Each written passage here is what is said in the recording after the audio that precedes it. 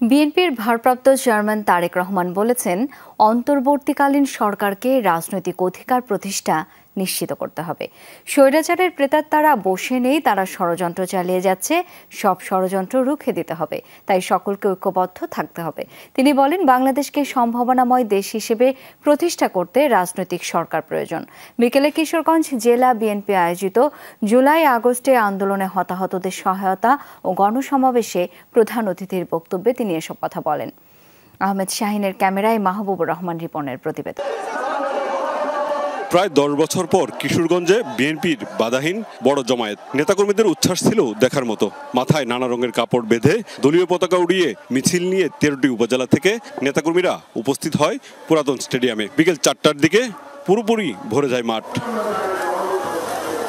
শুরুতেই বক্তব্য দেন স্থানীয় নেতারা। পরে বিএনপি চেয়ারপারসনের উপদেষ্টা ফজলুর রহমান ও বিএনপির স্থায়ী কমিটির সদস্য নজরুল ইসলাম খান দলীয় নেতাকর্মীদের উদ্দেশ্যে নানা নির্দেশনা দেন। দেশ নেত্রী আসবেন, দেশ নায়ক তারেক রহমান আসবেন।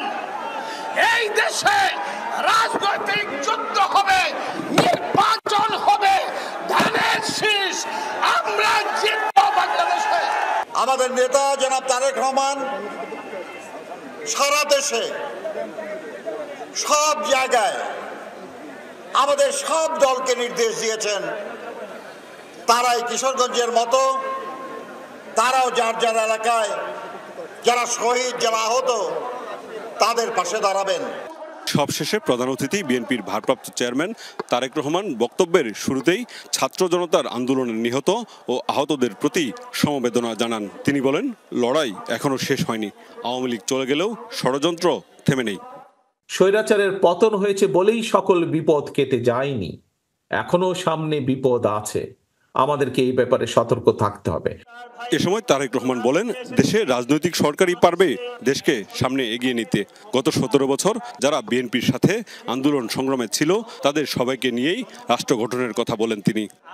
দায়িত্বপ্রাপ্ত সঠিক ব্যক্তিবর্গ, সঠিক ব্যক্তিগণ এই জাতিকে সঠিকভাবে নেতৃত্ব দিতে পারবে, যেই নেতৃত্বের মাধ্যমে এই দেশের মানুষ একদিকে যেমন রাজনৈতিক অধিকার প্রতিষ্ঠিত করতে পারবে, একই সাথে অর্থনৈতিক মুক্তিও অর্জন করা সম্ভব।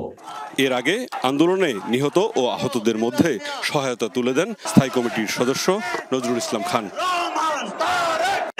গত 17 বছরে নানা চড়াই উতরাই পেরিয়ে দলের নেতাকর্মীদের যে বন্ধন তৈরি হয়েছে, সেই বন্ধন যাতে কেউ নষ্ট করতে না পারে, সেদিকে সজাগ থাকার আহ্বান জানালেন বিএনপির ভারপ্রাপ্ত চেয়ারম্যান তারেক রহমান। মাহবুবুর রহমান রিপন, যমুনা নিউজ, কিশোরগঞ্জ।